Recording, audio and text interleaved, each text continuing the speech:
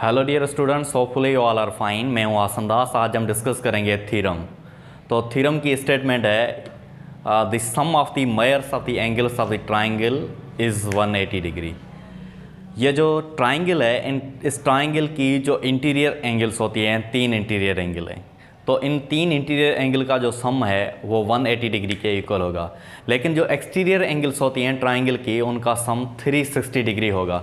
लेकिन हमें जो प्रूव करना है वो क्या प्रूव करना है कि the sum of the measures of the angles of the triangle is 180 degree. तो स्टेटमेंट क्या कहती है? स्टेटमेंट है the sum of the measures of the angles, ये इंटीरियर एंगल हम ले रहे हैं, angles of triangle is 180 degree. ये जो थ्योरम है मोस्ट इंपॉर्टेंट थ्योरम है, इसको हम प्रूव करेंगे। तो थ्योरम को प्रूव करने के लिए फर्स्ट तो हमें स्टेटमेंट को अंडरस्टैंड करना होता है, उसके बाद स्टेटमेंट के अकॉर्डिंग हम फिगर ड्रा करेंगे। तो फिगर में हम क्या ड्रा करेंगे? ट्राइंगल एक ड्रा करेंगे। ये एक ट्राइंगल है, इसका नाम है ABC ट्राइंगल, ABC। ABC एक ट्राइंगल है। ABC ट्राइंगल की ये जो एंगल है, इसको एंगल A, एंगल B और एंगल C। फॉर कन्वीनियंस हम क्या करते हैं, इन एंगल को नाम ही देते थे। Angle A, angle 2, angle C को हम नाम देते हैं एंगल 3। तो गिवन में क्या है? गिवन में ट्राइंगल ABC है। प्रूव क्या करना है? To prove that what we have to do, this is the required part. क्या रिक्वायर्ड है? कि measurement of angle 1 plus measurement of angle 2 plus measurement of angle 3 is equal to 180 degree. यह part हमें prove करना है। This is the required part. इसको prove करने के लिए हम क्या करेंगे? हमें कंस्ट्रक्शन की ज़रूरत पड़ेगी। तो कंस्ट्रक्शन, क्या कंस्ट्रक्शन करेंगे? कंस्ट्रक्शन जो है, हम फिगर में कुछ एडिशन करते हैं। तो फिगर में जो फिगर का पॉइंट A है इस ट्राइंगल का, उस पॉइंट A से हम एक लाइन लेंगे जो लाइन BC से पैरेलल होगी। Line segment BC line segment से पैरेलल होगा। तो ये हमने एक लाइन सेगमेंट लिया। इस लाइन सेगमेंट को हम नाम देते हैं DE। So DE line segment is parallel to BC and it passes from point A। So draw a line segment. कौन सा लाइन सेगमेंट है? लाइन सेगमेंट DE कहाँ से गुजरता है? which passes from which is parallel, किसके parallel है? which is parallel to BC line segment. BC line segment के पैरेलल है and it passes from point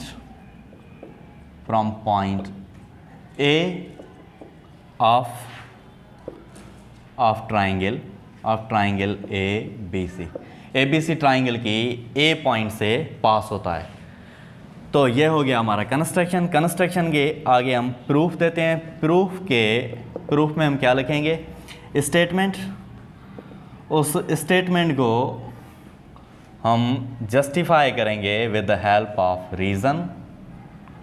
reason में क्या होता है? रीज़न में हम डेफिनेशन देते हैं, पॉस्टुलेट्स देते हैं जो वेरीफाई करते हैं किसको? स्टेटमेंट को वेरीफाई करते हैं। तो स्टेटमेंट का पॉइंट नंबर 1 में क्या है? पॉइंट नंबर 1 में मेजरमेंट लेते हैं। किसकी मेजरमेंट लेते हैं? एंगल की मेजरमेंट लेते हैं। तो वो कैसे लेते हैं? ये लाइन सेगमेंट है DE लाइन सेगमेंट और ये सेकेंड लाइन सेगमेंट है, इसका नाम है BC। ये दोनों पैरेलल है। इनको AB एक ट्रांसवर्सल है जो 2 पॉइंट्स पे इंटरसेक्ट करता है। तो जहाँ पे इंटरसेक्ट करता है वहाँ से इस एंगल्स बनेगी। तो जो एंगल्स इन लाइंस के इंटीरियर लाया करती हों तो उनको हम इंटीरियर एंगल्स कहते हैं। तो और जो एंगल्स अपोजिट साइड पे लाया करती होंगी, जैसे कि ये इस एंगल को हम नाम देते हैं एंगल 4 और एंगल ये 5। तो ये एंगल 4 है और ये इंटीरियर एंगल 2 है। तो इंटीरियर एंगल एक 4 और दूसरी कौन सी होगी 2। ये ट्रांसवर्सल के इधर साइड पे लाया करती है, एक इस साइड पे लाया करती है और सेकंड इस साइड पे लाया करती है एंगल, तो इसको हम कहेंगे इंटीरियर अपोजिट एंगल। तो इंटीरियर अपोजिट एंगल कौन सी है 4 और 2। सिमिलरली अगर फॉर सपोज एंगल ए को देते हैं और यहाँ पे एंगल बी देते हैं, तो एंगल ए और एंगल बी इंटीरियर अपोजिट है, इस दोनों एंगल की मेजरमेंट इक्वल होगी। तो हम यहाँ पे लेते हैं measurement of angle 4 is congruent to measurement of angle 2। क्यों कन्ग्रुएंट किया? क्योंकि ये है interior opposite angles, interior opposite angles are congruent, interior opposite angles are congruent. अब हम आते हैं पॉइंट 2 पे। सिमिलरली हम क्या लेंगे, डी एक लाइन सेगमेंट है, ये D line segment, D line segment के ये जो बीसी लाइन सेगमेंट है पैरेलल है और इसको ट्रांसवर्सल एसी इंटरसेक्ट करता है, ये एसी ट्रांसवर्सल है, एसी ट्रांसवर्सल है। कहाँ पे इंटरसेक्ट करता है? जिस पॉइंट 2 पॉइंट्स पे इंटरसेक्ट करता है वहाँ पे इंटीरियर एंगल्स बनेगी, जो एंगल्स इनसाइड लाया करेगी इन पैरेलल लाइंस को, उनको हम कहेंगे इंटीरियर एंगल्स। तो ये इंटीरियर एंगल हो गया 5 और ये इंटीरियर एंगल होगा 3, इसको आप नाम ही देते बी एंगल और सी। तो इंटीरियर एंगल 5 किसके कन्ग्रुएंट होगा? 3 के कन्ग्रुएंट होगा, और इंटीरियर एंगल बी किसके कन्ग्रुएंट होगा? सी के कन्ग्रुएंट होगा। तो measurement of angle 5 is congruent to measurement of angle 3। क्यों इसको किया? Interior angles, interior opposite angles are congruent, interior opposite angles are congruent. इसके बाद हम आते हैं पॉइंट 3 पे। पॉइंट 3 में क्या है? मेजरमेंट ऑफ एंगल 4 2 के कन्ग्रुएंट है और मेजरमेंट ऑफ एंगल 5 3 के कन्ग्रुएंट है। तो हम यहाँ पे लिख सकते हैं कि measurement of angle 1 plus measurement of angle 2 plus measurement of angle 3। 2 किसके कन्ग्रुएंट है? 2 4 के कन्ग्रुएंट है, 2 4 के कन्ग्रुएंट है, तो यहाँ पे 4 लिखा। 1 1 के इक्वल होगा, 2 4 के इक्वल है, और 5 एंगल किसके एंगल 3 किसके कन्ग्रुएंट है? 5 के एंगल है। तो इन 3 एंगल्स का सम इन 3 एंगल के सम के इक्वल होगा। तो इसको हम नाम दे रीज़न में लिखेंगे एंगल्स एडिशन इक्वेशन। इक्वेशन के दोनों साइड्स पे जो एंगल होगी उसका सम 180 डिग्री होगा, इक्वल है ये एंगल्स एडिशन इक्वेशन। अब हम आते हैं पॉइंट 4 पे। पॉइंट 4 में क्या लिखेंगे? यह एक लाइन है, डी लाइन सेगमेंट है। इस लाइन सेगमेंट के ऊपर 3 एंगल्स हैं। कौन सी एंगल? इस लाइन सेगमेंट के ऊपर यह 3 एंगल है, एंगल 4, एंगल 1 और एंगल 5। इन 3 एंगल्स का जो सम होगा वो सम किसके इक्वल होगा? इन 3 एंगल्स का सम 180 डिग्री के इक्वल होगा। तो measurement of angle 4 plus measurement of angle 1 plus measurement of angle 5 is equal to 180 degree. क्यों हुआ? क्योंकि angles sum of the angles which lie on a straight line